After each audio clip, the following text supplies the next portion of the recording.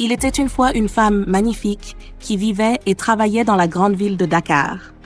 Elle s'appelait Amina et elle était profondément aimée par ceux qui l'entouraient. Son sourire illuminait les pièces et son rire était si contagieux qu'il réchauffait les cœurs. Un jour, en rentrant du travail, Amina trouva un cadeau posé devant sa porte. Intriguée, elle le ramassa et se demanda qui avait bien pu le lui offrir. Elle entra chez elle et examina le paquet, cherchant une note ou un nom, mais ne trouva qu'une simple carte sur laquelle était écrit « Que l'aura de ce parfum t'apporte l'attention que tu mérites ». Le flacon de parfum était unique, en verre cristallin avec un vaporisateur doré qui scintillait sous la lumière douce de sa chambre. Amina sourit, supposant qu'il s'agissait d'un admirateur secret ou d'un client reconnaissant. La curiosité l'emporta et sans hésiter, elle pressa le vaporisateur et en aspergea légèrement son cou. Le parfum était divin au premier abord, un mélange envoûtant de jasmin et de santal. Amina inspira profondément, savourant le parfum. Mais soudain, son nez frémit et ses yeux commencèrent à picoter. Quelque chose clochait. Amina écarta cette sensation, la mettant sur le compte de la fatigue. Elle posa le parfum sur sa coiffeuse et se prépara pour la nuit, sachant que sa journée du lendemain serait chargée. Le matin venu, Amina se réveilla en sursaut. Une odeur nauséabonde emplissait sa chambre. Elle se demandait d'où cela pouvait bien venir. En entrant dans la salle de bain, l'odeur s'intensifia et Amina réalisa avec horreur qu'elle émanait d'elle. « Est-ce que je me suis salie ?» se demanda-t-elle perplexe. Elle prit une longue douche, se frottant vigoureusement, mais l'odeur persistait, fétide et âcre, comme un mélange d'eau stagnante et d'œufs pourris. En arrivant au travail, ses collègues ne purent s'empêcher de remarquer l'odeur insupportable. « Y a-t-il un rat mort quelque part ?» murmura quelqu'un.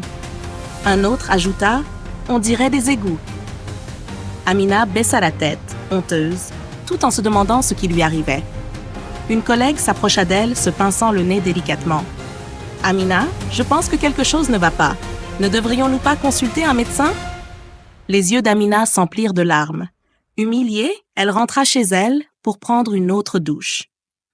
Mais peu importe le nombre de douches qu'elle prenait ou les parfums coûteux qu'elle utilisait, l'odeur ne faisait qu'empirer, collant à sa peau comme une ombre maléfique. Ce soir-là, alors qu'elle était assise chez elle en pleurs, son petit ami Karim décida de lui rendre visite. Ils étaient ensemble depuis 1 an, et Amina espérait qu'il lui apporterait un peu de réconfort. Mais dès qu'il entra dans l'appartement, il grimaqua et se couvrit le nez. « Quelle est cette odeur ?» demanda-t-il dégoûté. « Karim, je ne sais pas ce qui m'arrive. » Karim recula, son visage se tordant de dégoût. « Tu sens comme un cadavre. Qu'est-ce que tu as fait pour puer comme ça ?»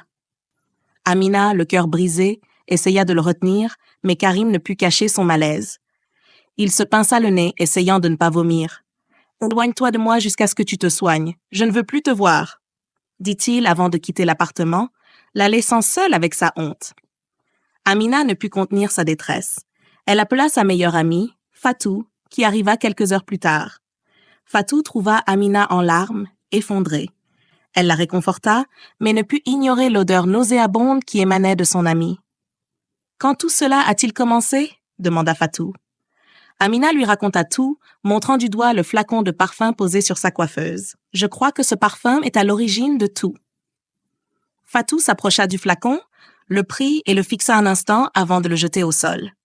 Le contenu s'évapora instantanément et les éclats de verre scintillèrent sous la lumière tamisée. Mais l'odeur fétide persista, aussi épaisse et suffocante qu'auparavant. « C'est fini, Amina » dit Fatou doucement.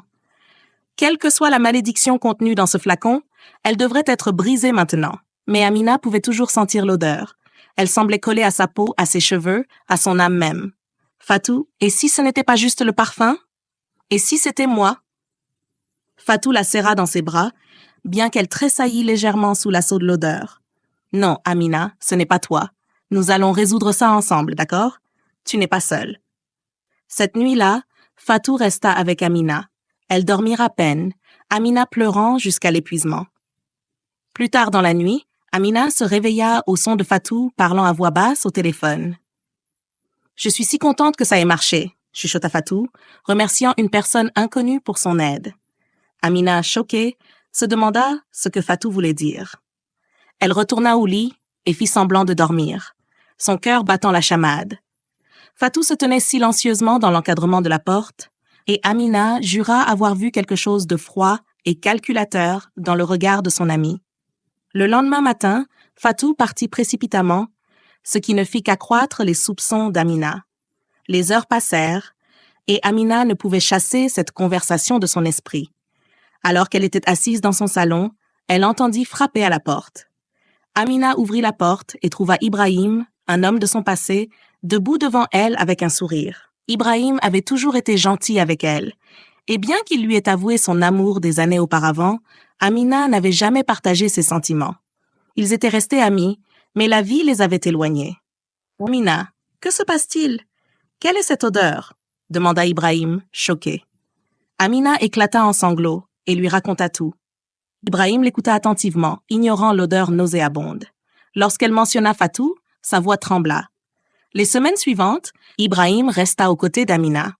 Ils consultèrent des guérisseurs et découvrirent qu'Amina était maudite. Mais au fil du temps, Amina découvrit une vérité bien plus sombre. Ce n'était pas Fatou, mais Ibrahim, qui avait orchestré toute cette souffrance. Horrifiée, elle le chassa de sa vie. Dans les jours qui suivirent, Amina se réconcilia avec Fatou, qui lui révéla qu'elle parlait à son frère au téléphone cette nuit-là. Amina réalisa à quel point elle avait été aveuglée par ses soupçons. Elle reconstruisit sa vie, trouva un nouvel emploi et apprit une leçon précieuse. Certains cadeaux sont mieux laissés intacts.